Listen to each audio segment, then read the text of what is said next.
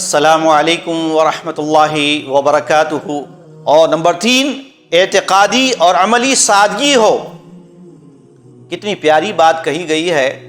اللہ کے نبی صلی اللہ علیہ وسلم سرتاپا آپ کی زندگی پوری انسانیت کے لیے آپ آئیڈیل تھے، نمونہ تھے، بہترین اسوہ تھے۔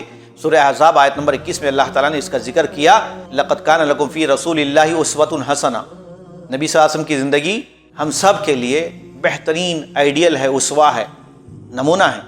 تو سارے مسلمانوں کا یہ فرض ہے کہ نبی صلی اللہ علیہ وسلم کو اپنی زندگی کے لیے آئیڈیل بنا لیں۔ آپ کے شب و روز کیسے تھے، آپ کی نجی زندگی کیسے تھی، گھریلو زندگی کیسے تھی، گھر کے باہر کیسی تھی، راتیں آپ کی کیسے گزرتی تھی، دن کیسے گزرتا تھا، آپ کے معاملات کیسے تھے، آپ کے اخلاق کیسے تھے، آپ کے تعلقات کیسے تھے، ان ساری چیزوں کو اپنانا یہی اہل سنت اور اہل حدیث ہے۔ اس کو اگر نہیں اپناتے ہیں تو کسی کو دعویٰ کرنے کی کوئی گنجائش نہیں ہے کہ ہم فلاں ہیں اور فلاں ہیں۔ صرف دعویٰ کر لینے سے کچھ نہیں ہوگا جب تک کہ ہم اپنی پہچان، اپنی آئیڈینٹی اور اپنے اندر دین اور شریعت کو مکمل طور پر نافذ نہیں کریں گے۔ اور سادگی کی زندگی، عقیدے کی بھی سادگی، عقیدہ بالکل واضح ہے، لا الہ الا اللہ محمد رسول اللہ، یہ بنیادی عقیدہ ہے ہمارا۔ اس کے علاوہ ہمارے اس عقیدے میں، اس کلمہ طیبہ میں نہ آگے کچھ الفاظ ہیں نہ پیچھے کچھ الفاظ ہیں، جیسا کہ دیگر اور اہل تشیع کا جو کلمہ ہے وہ اور اس سے طویل ہے۔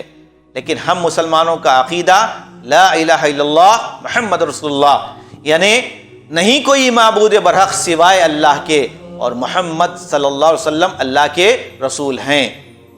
یہ ہم سب مسلمانوں کا عقیدہ ہے۔ تو اعتقادی اور عملی سادگی، نبی صلی اللہ علیہ وسلم جو ہم سب کے لیے بہترین اسوہ تھے، آپ نے فرمایا السجاجۃ من الایمان، سادگی ایمان میں سے ہے، ایمان کا ہی ایک حصہ ہے۔ نبی صلی اللہ علیہ وسلم نے بڑی سادگی کی زندگی گزاری ہے۔ آپ صلی اللہ علیہ وسلم فرماتے ہیں اللہم لا عیش الا عیش الآخرہ، اے اللہ حقیقت میں زندگی تو آخرت کی زندگی ہے۔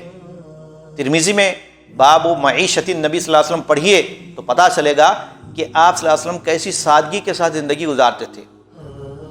آپ کی خوراک کیسی ہوتی تھی، آپ کا لباس کیسے ہوتا تھا، آپ کا طرز تکلم کیسے ہوتا تھا، آپ کی رفتار و گفتار کیسے ہوتی تھی، آپ کے میل ملاپ اور تعلقات کیسے ہوا کرتے تھے، آپ اپنی ازواج کے ساتھ کیسے رہتے تھے، آپ اپنوں کے ساتھ کیسے تھے، آپ دشمنوں کے ساتھ کیسے رہتے تھے، یہ ساری چیزیں ہمیں پیارے نبی صلی اللہ علیہ وسلم کی سیرت میں ملیں گے۔ اس لیے ہر مسلمان کی ذمہ داری ہے، سارے نوجوانوں کی ذمہ داری ہے کہ پیارے نبی محمد مصطفیٰ صلی اللہ علیہ وسلم کی حیات طیبہ، آپ کی سیرت مبارکہ کا مطالعہ کریں، پڑھیں، سیکھیں، سمجھیں، تاکہ صحیح معنی میں ہم کو دین سے واقفیت ہو۔ محترم ناظرین، نوجوانوں اور ساتھیوں، جمعیت اہل حدیث حیدرآباد اور سکندرآباد کے آفیشیل گروپ کو آپ سبسکرائب کریے، لائک کریے اور شیئر کیجیے، کیونکہ دین کی صحیح باتوں کو سننا، سمجھنا،